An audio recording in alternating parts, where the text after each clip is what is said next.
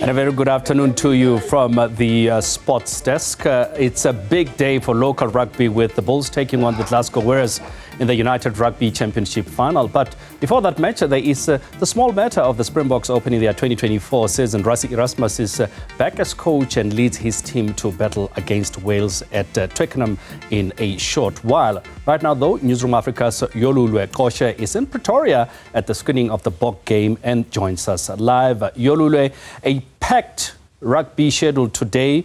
What can viewers expect, particularly when we're looking at the game at Loftus Versfeld?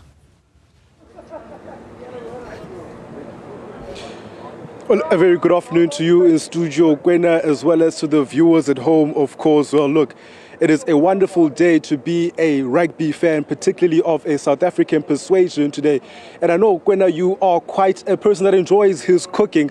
And today, the rugby chefs have prepared something that I believe will rival your skills in the kitchen. And that is because they have dished up two mouth-watering encounters, which I will be serving to the Newzroom Afrika viewers throughout the afternoon as well as the early evening. Now, when I take a glance at our menu, for starters, we have the small matter, like you said, of the Springboks taking on Wales in their first game since we crowned the back-to-back world champions. That game will be taking place at Twickenham in England in just a bit of time from now. But it is not all the time that we've described the Springboks as an appetizer. But today, they will have to accept that tag, as what we have in our main dish is the United Rugby Championship final between the Bulls, who will be taking on their Scottish visitors, Glasgow Warriors. Now, when we do look at those two particular encounters, we're expecting a humdinger affair from both of them. Gwena, it is starting to fill up here, even in the parking lot. We even got to the screening itself, because here the vibe is where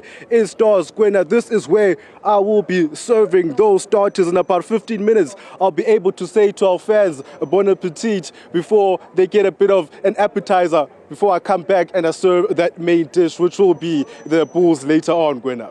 Let's then look at the Springboks, as you've just mentioned. The four debutants, Jordan Hendricks, Van Merwe to start, Ben, Jason Dixon and Sacha Feinberg and Gomezulu are on the bench. I mean, can you tell us about Jordan's journey specifically? Well, Gwena, funny enough, I started speaking to Jordan back in 2020, and the story behind that is I was trying to get to his brother Jaden, who had lost his phone at the time. So the middleman gave me Jordan's number until Jaden has a phone back. But during that period, we ended up building a journalist-player bond, and back then he was still a student at Marty's. And a lot of people have grievances when it comes to that COVID-19 period, and rightfully so, with a lot of people seeing family and loved ones lost. But that period is the one that gave us Jordan Hendricks, today's flower for the Springboks, because he had decided not to pursue rugby yet, but rather be a student at the Stellenbosch University. But that little period of COVID taught him that, listen, there's not enough time for me to waste. I need to go back and pursue my rugby career. So he switched from his school books for being a student at Stellenbosch to being a student of the game. He got himself to the Lions, and 4 years later, he is a Springbok. But 2 years ago, I was with him at Ellis Park when the Springboks were taking on New Zealand. And I spoke to him and I asked him about his ambitions of being a Springbok. He said he will bide his time, but one day his dream is to play with his brother Jaden for the Springboks, who is currently injured at the moment. But now that he starts for the Springboks for the first time here at Twickenham against Wales, that dream of a Hendricks ×2 halfback pairing for South African rugby is more and more than just alive.